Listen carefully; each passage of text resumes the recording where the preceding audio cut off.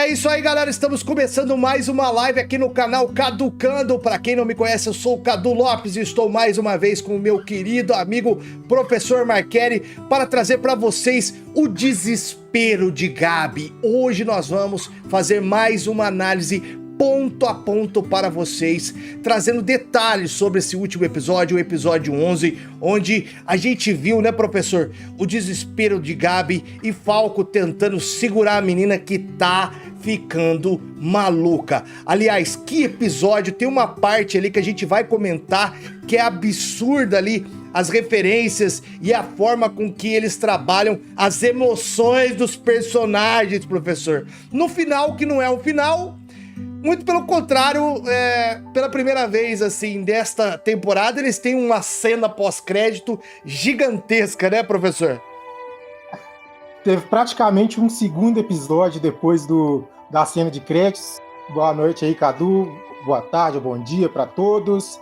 E tivemos bastante coisa dessa vez, né? Apesar de ser um episódio mais parado, não ter tido luta nem nada, mas aí nós tivemos fuga, tivemos retorno, tivemos ódio e depois a quebra desse ódio, tivemos tecnologia empregada, tivemos briga de irmão, tivemos a nossa heroína voltando, que vocês vão saber qual que é, não chega às lágrimas, e além disso, as palavras que estão na moda aí hoje, ou no Brasil, digamos, tivemos até gado e prisão, mas não vai entrar muito detalhe disso não.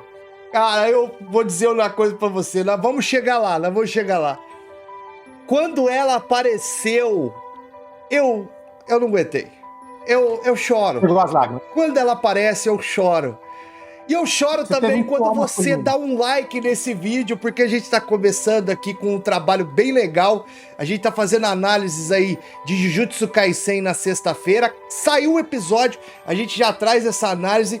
Quando sai o Shingeki no Kyojin, a gente também sai junto com eles, assistindo, fazendo roteiro e trazendo ponto a ponto. Então eu acho que vale o seu like, vale a sua inscrição e vale você tocar no sininho para receber as atualizações de quando um vídeo nosso chega aqui no canal. Sejam todos bem-vindos ao Caducando e vamos lá para nossa análise de hoje.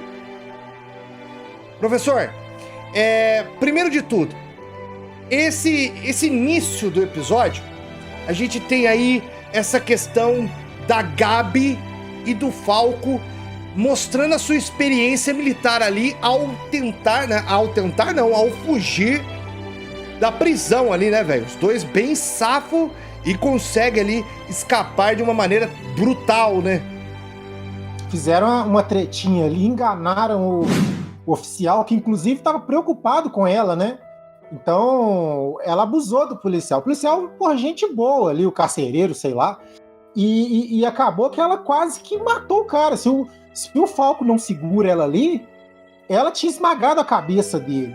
E aí, logo depois, Cadu, já emenda aí com o nosso colega Reiner, né? Já mostrando ele acordando. Enquanto o pessoal foge, inclusive com o Falco perguntando, porra, nós vamos fugir, mas vamos pra onde? Então, os caras, duas crianças que não têm ideia de onde que eles estão, né? Exatamente. E aí você imagina aquela coisa que você vê no Oriente Médio, né? Aquelas crianças que são treinadas para ser do exército, mas elas não deixam de ser crianças.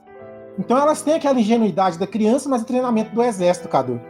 Exato. E assim, já na sequência a gente já vê uma nova personagem sendo apresentada, a Kaia, né? A loirinha, que ali a gente vê que é uma pessoa que mostra-se ser uma criança boa, o que acaba assustando a Gabi. Só que eu lembrei de uma coisa, antes tem uma cena muito impressionante, que é a questão da braçadeira. Que ela não quer soltar, né, velho? A lavagem cerebral que Marley fez nos Eldianos foi tamanha que a Gabi, que tá totalmente, absorta por essa sociedade, né, como se realmente ela é aquilo, e ela não aceita que façam o contrário, ou no caso, retirar a braçadeira, né? É estranho isso, né, cara? Ali representa, Cadu, o fanático militar, né?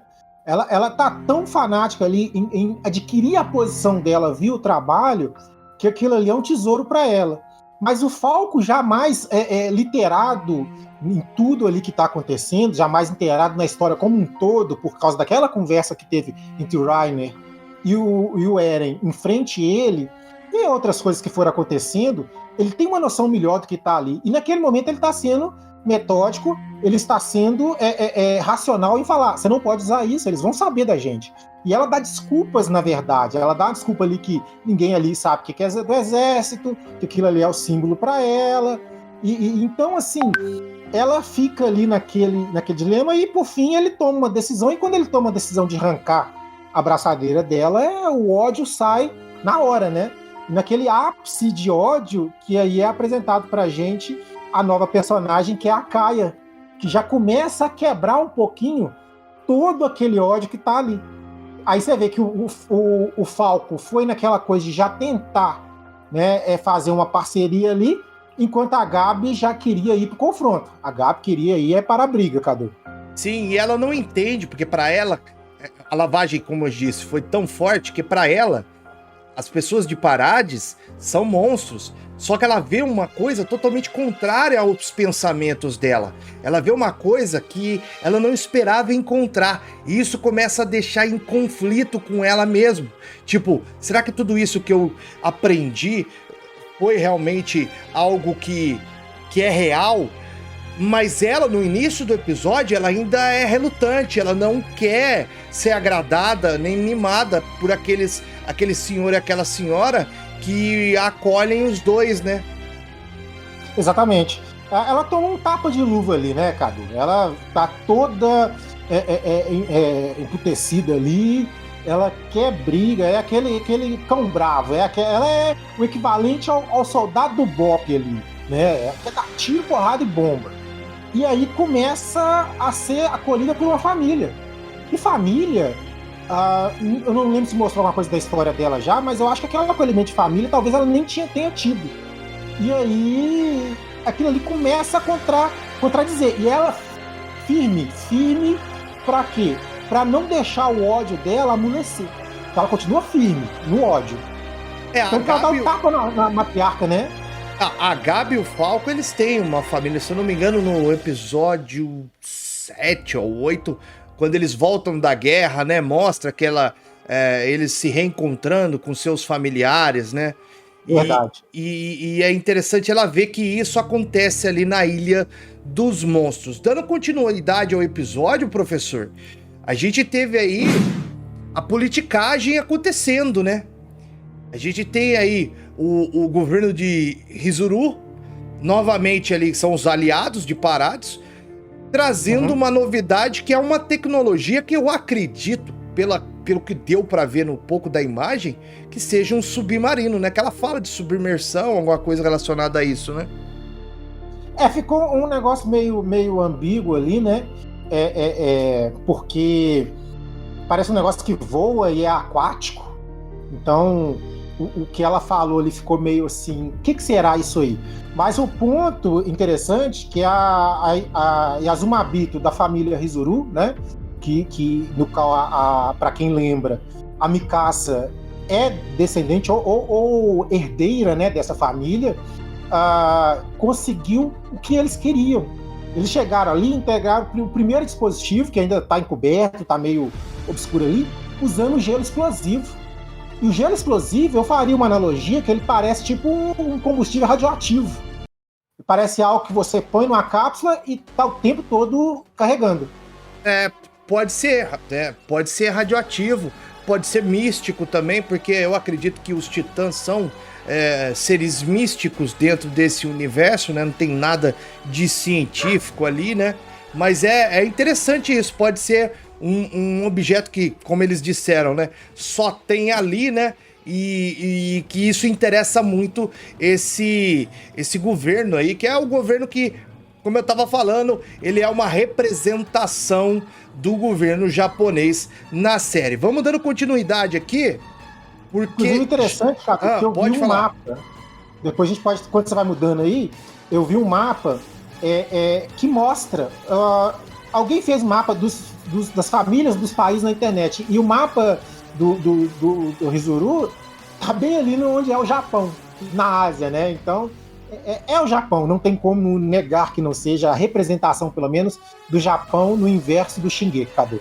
Exatamente.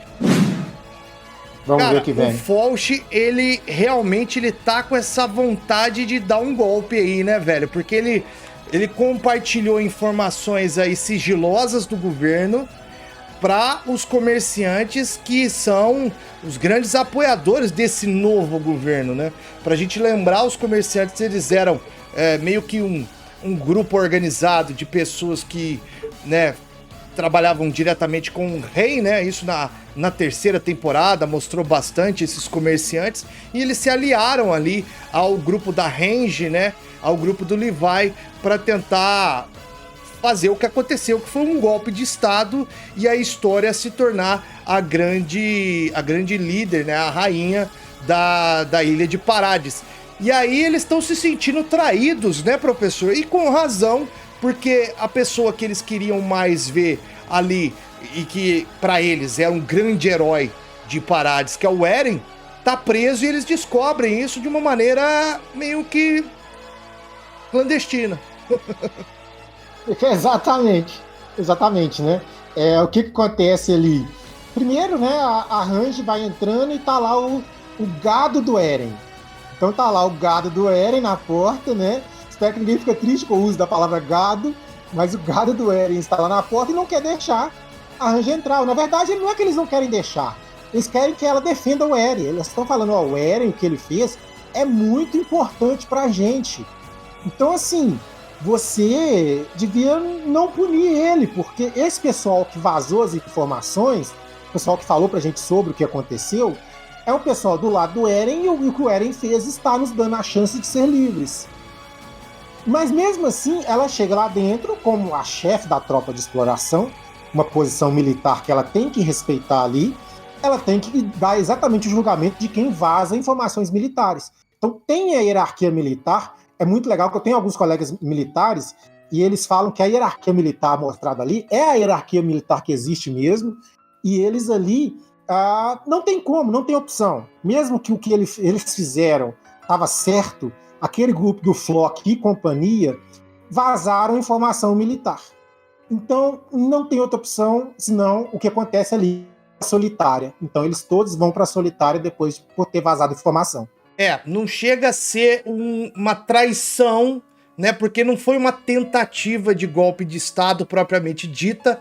Na verdade, foi simplesmente tipo assim, uma desobediência. Hã? Uma desobediência. Uma desobediência, é insubordinação. E aí, se a gente pegar, como o professor disse, da questão da analogia feita com o exército, é isso mesmo, aí dá cana. E aí a gente vê uma coisa, cara, porque realmente, na hora que eu assisti essa cena daquela criança falando da Mikasa como a grande heroína da vida dela, que salvou a vida da família dela, já dá pra ter isso, né? São 4 anos que se passaram, muitas lutas que a turma da exploração enfrentou, e já dá pra ter isso lá, né, cara? E essa menina, ela fala pra Mikasa, não literalmente, mas a Mikasa é a grande heroína da vida dessa menina, assim como Eren, assim como toda a turma da exploração, né, professor? É interessante que a gente tem dois questionamentos durante essa passagem, né? Primeiro, depois que a Range dá o veredito, né, ela se mostra bem cansada.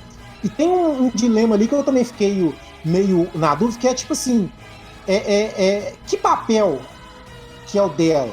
Né? Teve esse questionamento. Qual o papel que ela tá fazendo? Porque aparece um cara preso falando, eu sei que é duro fazer esse papel e tal, mas qual será aquele papel que ela tá fazendo ali? Ela primeiro dá um segundinho de cansaço e já fala, não, tem que continuar. E aí ela continua e já corta, né, pra Louise já falando pra Mikasa, tipo uma admiração pela Mikasa ali, por ela ter salva. E aí a Mikasa meio que manda ela, cala a boca aí no que você tá falando. Ela pergunta o motivo pra Mikasa, a Mikasa manda ela calar a boca, e a Mikasa olha pra ela fazendo aquele famoso símbolo, né?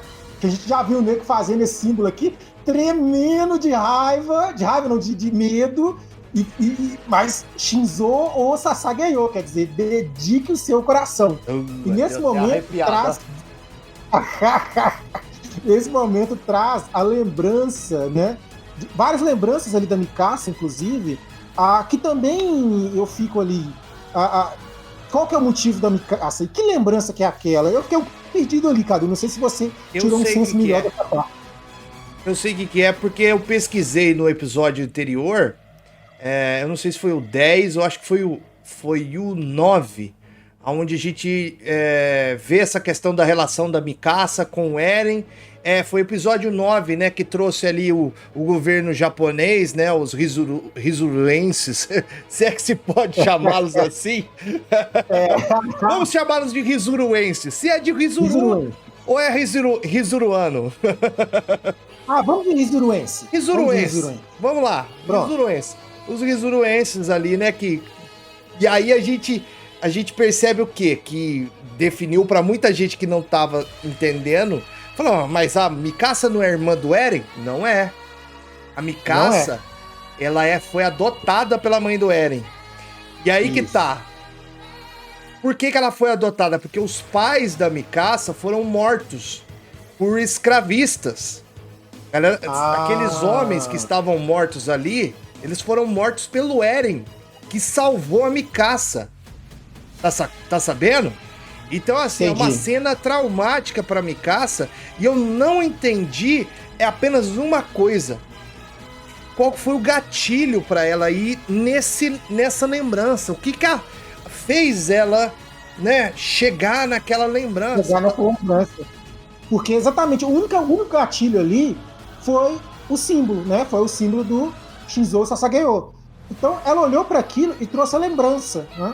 Então, será que foi esse momento, quando o Eren salva e tudo, que foi quando ela decidiu seguir ele na questão de entrar para a tropa de exploração?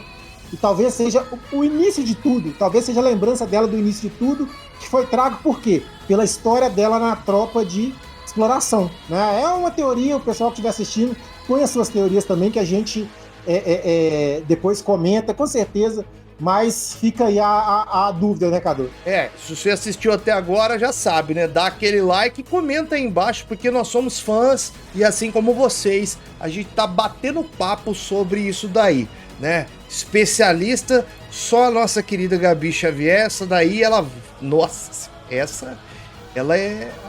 analisa bem a fundo as coisas, né? E aí a gente chega, professor, a um momento tão reflexivo, e aqui eu faço... o negócio é o seguinte, moçada. É um anime complexo, não é só vai, mata o monstro, entendeu? Salva as pessoas, corta o pescoço do gigante. Não é isso, não. Se você pegar as entrelinhas, você consegue perceber o quê? Uma filosofia pesada ali acontecendo, que a gente vai chegar já. Mas a gente, no início aí dessa parte, tem até uma cena cômica, né? Um respiro para o que está vindo ali na frente, né? Que eu rachei o bico com aquela cena da Gabi ali tentando tratar o cavalo, e isso acontece, viu? Que nós somos do interior. Você fica esperto com o cavalo, que o cavalo, se ele estranhar você, ele morde mesmo. Não brinca, não. Não, e o legal, Cadu, que teve uma outra passagem também, que foi a conversa com a Helena. Não sei se nós já passamos por essa parte. Sim, eu pulei ela pra gente dar uma acelerada, mas pode trazer. Mas até só a frasezinha ali, que a Helena, o Pix dá uma cantada na Helena, e a Helena dá uma olhada pra ele com aquela carinha, tipo assim, do que você gosta, eu gosto também. Então, foi bem isso mesmo. O velho tarado e a Helena falando, aqui não tem pra você não, porque o que você tá buscando, eu também tô buscando, é a mesma coisa. Agora foi engraçado, o cavalo rachando. Que isso complementa a nossa teoria com relação a pique. Sim. Que a gente não... se vocês quiserem, assiste o vídeo aí, eu acho que no episódio 3 ou 4... foi o primeiro que a gente fez, que a gente falou, caraca, ela realmente ela é homossexual, né? Ela é lésbica. Isso. Porque ela vê a Helena e ela meio que gama na Helena, e E aquela personagem ficou marcada no pensamento da Pique, né? Que é aquela parte do navio, né? Exatamente, né? Então aí confirma um pouco mais pela cara. Ou ela tava com raiva porque ela não queria saber nada do velho, ou ela tá com raiva porque não é a pegada dela, ou ela tava com raiva por causa dos dois, né? Mas aí logo depois a gente já emenda com o cavalo que dá uma mordida na cabeça. Na cabeça eu nunca vi, mas mordida no peito, nossa senhora. Mas vamos lá, vamos continuar. Dá uma mordida na cabia ali, e depois que ele solta a cabeça da cabia, tá rachando o bico. É engraçado demais. E ali, o Falco tá ali só na espreita, né? O Falco ali já fala, ó, ou o Reiner, ou meu irmão vai vir salvar a gente. Fica de boa. Só que a Gabi tá putaça ainda. A Gabi é um poço de estresse. Ela quer se vingar do Zeke. Ela quer trocar uma ideia com ele primeiro, na verdade, né? Ela quer pôr ele na parede e falar assim, que porra é essa? Depois que ela souber o que tá rolando, né?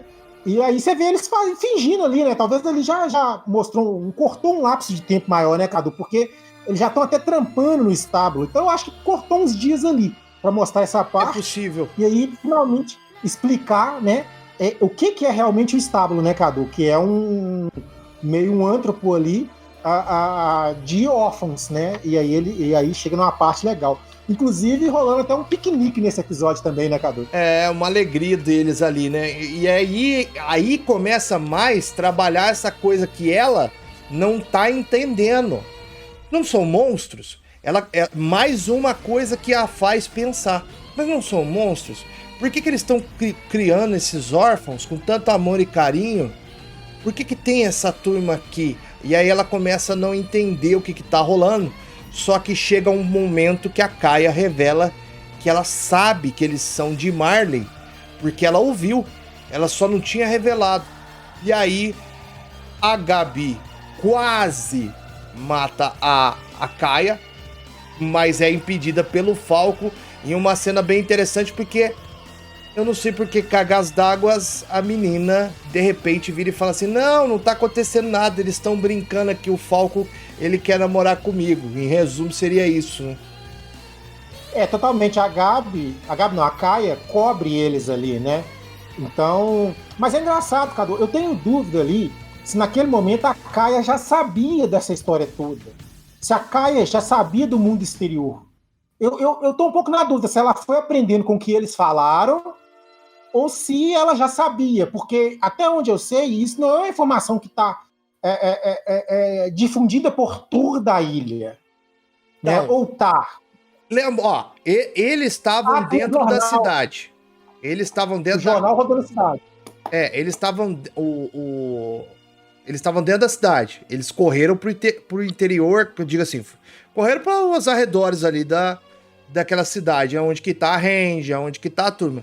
Eu acredito que essa informação ela já tinha sido divulgada sobre Marley, sobre o mundo exterior, já há alguns anos, porque como a gente viu na terceira temporada, e na segunda, acho que em todas as temporadas, tem uma imprensa dita livre lá, né? Então isso daí deve ter sido divulgado lá, a turma já sabe, eu acho. Eu concordo. Eu fui falando aqui agora e realmente o que você falou tem todo sentido. Já foi divulgado pela imprensa. Então, imprensa é bom demais. Fala o rapaz da imprensa. Então, assim, para quem não sabe aí, galera, o Cadu aí, ó, é fodão. Repórter formado, experiência em grandes redes do Brasil aí, então respeita o rapaz. Mas voltando à análise aqui, aí a Kaia cobre e começa o dilema, né, Cadu? Começa uma discussão ali, tipo assim, por que minha mãe foi morta? Foi morta porque ela teve um pecado antigo, um pecado ancestral. Mas peraí, mas ela não fez nada? Por que ela é culpada? Mas seus ancestrais fizeram muita coisa. Então aí fica a pergunta do dilema da herança, que é o grande ponto desse episódio, que é o quê? Você é culpado pelo que o seu ancestral fez? Então fica a dúvida. Por exemplo, se você daqui uma pessoa daqui a 50 anos nascer na Coreia do Norte e tem toda uma história de ditadura, aquele que nasceu lá é culpado pelo que aconteceu antes? Então é a mesma coisa aí. quem nasceu na ilha é culpado pelo que foi feito pelo pessoal do mal antes? Aí fica a dúvida. Eu, particularmente, acho que não. Não sei o que o Cadu pensa. Não, eu também acho que não. Porque assim, depende. No caso da escravidão dos negros, eu acho que temos que ter uma retratação histórica, sim. No caso do que aconteceu há 100 anos, há 100, 200 anos. Minha opinião, né? Se você tem uma opinião diferente, eu respeito quem tá assistindo aí, entendeu? Claro. Mas no caso deles em específico, o pecado deles é meio que o pecado dos alemães. Porque o estigma dos alemães fica até hoje. Tanto que eu já tive o prazer de conversar com o noivo de uma amiga minha, a Nanda, que é jornalista e que inclusive tá hoje na Alemanha. E eu conversei com esse alemão e falei pra ele, cara, como é que é a questão desse paradigma da questão do nazifascismo, né? Ainda tem isso, falou, entre a gente, a minha geração, e aqui, ó, tô até arrepiado só de lembrar, porque vai concluir com o meu comentário. Ele falava sobre isso, não literalmente igual eu vou falar agora, mas a gente não pode ser culpado pelo pecado dos nossos pais. Pronto. Entendeu? É basicamente isso. Hitler e a galera ali, aqueles, naquele ponto específico, foram um bando de lazarento, tá ligado? Só que a galera que tá nascendo hoje na Alemanha não tem culpa do que aconteceu há 80, 90 anos, entendeu? Então, assim, é bem interessante essa reflexão que eles trazem nesse episódio, porque eu, assim como a Kaia, acredito que o pecado dos nossos pais não deveria refletir na nossa vida cotidiana, na nossa geração. E você, o que você acha? Eu concordo, Cadu. Eu acho que não tem que refletir, apesar que eu escutei recentemente que tem os neonazistas na Alemanha, um trem horroroso, tem, né? É mais da Suécia. Suécia tem bastante, Noruega ali. Então assim, é complexo, né? A Noruega, inclusive, é um lugar que eu tenho vontade de ir, porque é o melhor lugar de viver do mundo, né? Espero que essa coisa não cresça lá. Mas eu concordo totalmente com você. Eu acho que eles realmente não são culpados, mas a Gabi não. A Gabi continua querendo fixo na cabeça, né? Tanto que ela, mesmo depois da Kaia ter salvo ela continua com esse negócio na cabeça. E continua um dilema entre as duas. Né? Primeiro, ela falou demais, coisa que ela não devia ter falado, né, na conversa. E depois faz um paradoxo, porque aí o Falco também entrega segredos militares. Então, no início, a gente viu entrega de segredo militar, e agora a gente viu entrega de segredo militar de novo. Mas ele vê a dor da Kaia. Ele vê a verdade na Kaia. Isso que é duro. E aí, por isso que tá o thumb aí escrito, o desespero de Gabi, ou de Gabi, né? Por conta dessa parte. Porque ela aí azedou. Chega num ponto que azedou mesmo e ela entra em conflito com ela mesma. Total. Porque, tipo assim, cara, é uma criança assim como eu, que sofreu barbaridades por algo que ela não tem culpa, cara. E por que eu tô aqui fazendo isso que eu tô querendo fazer? Ela começa acredito eu, né? A gente vai ver isso mais no próximo episódio, mas eu acho que deu uma travada, um tilt ali na Gabi, velho. O Falco depois dessa, ele já tava, sabe, duvidando do que tá acontecendo em Marley. Depois dessa, eu tenho certeza, ele... Entendeu? Ele foi totalmente convencido ali, né? Que talvez ele não fale assim, Marley é mal, é ruim. Mas já talvez naquele momento ali, ele começa a perceber que não tem lado bom nem lado ruim. Então foi uma coisa que o Eren falou um pouco, mas o Eren ainda tá naquele sangue de vingança. Sim. Mesmo falando que os dois lados têm seus motivos. Falando em vingança, a gente chega na cena pós-crédito, que é gigantesca. É outro episódio. Que é outro episódio, basicamente. E ali há uma proposta de invasão de Parades daqui 1 ano e meio. E o Reiner já bem diferente do que a gente viu naquela... Mais velho? Mais velho e bem diferente do que a gente viu lá quando ele tava com o Eren. Ele fala, não, vamos invadir agora e vamos pegar os caras de surpresa. Dentro dessa cena ainda tem... Os caras descobriram que Zeke é um traidor e que aquele equipamento que está sendo utilizado, o equipamento 3D lá que eles estão utilizando, é um equipamento que tem tecnologia marleyana. Olha só, cara, que finalzinho, em pouco período de tempo de episódio, num pós-crédito, os caras jogam um monte de coisa. Não, exatamente. Eu sempre revelo minha folha de anotações aqui. No momento que começou a cena pós-crédito, ela tinha acabado. Aí eu virei ela e anotei metade da folha, porque teve tanta coisa ali que eles falaram depois disso. E o legal é que primeiro eles desmascarando o Zeke, né? Porque falou aqui, ó, eu achei perna, eu achei braço, mas não achei o resto. Isso aí pra mim não me convence. Aquele cara é um safado e ele tá enganando a gente. Cravou. Ali ele cravou. Não tem mais como o Zeke enrolar ninguém. Pega o equipamento modelado para poder atacar humanos, então ele percebe que a mudança do equipamento de movimentação tridimensional foi preparado para aquela invasão. E então tá tudo linkado. Ele falou, o Zeke é um pilantra, ele tá enganando a gente. Então é a palavra em japonês que a gente escuta muito, que é o Uragiri Mono. É o cara que apunhala pelas costas. Sim, o traidor, então, né? É o traidor, né? E aí, realmente, depois disso, né, Cadu, finalmente a gente vê o que vai ser o próximo episódio, né? Mas assim, ficou meio... Eu acho que a Helena, de novo, cara, narrando. E eu vou até assistir de novo os outros episódios pra tentar ver se ela não tá narrando todos os próximos episódios dos episódios. Porque é a terceira vez que a Helena narra essa história do que vai acontecer. E, pelo jeito, mais politicagem vem por aí, né?